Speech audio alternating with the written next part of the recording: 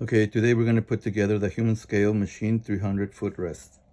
I'm going to take it apart first. You just unscrew one of the sides and pull the rod out. And these just slide out. And just to put it together, just slide these back in.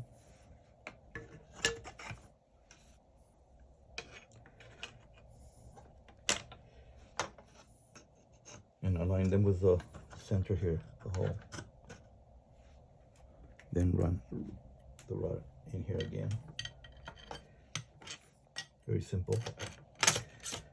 You just have to align the holes. That's the hard part, but not too hard.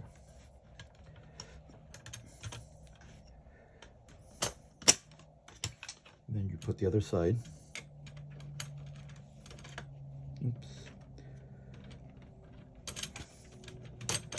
Then tighten them up.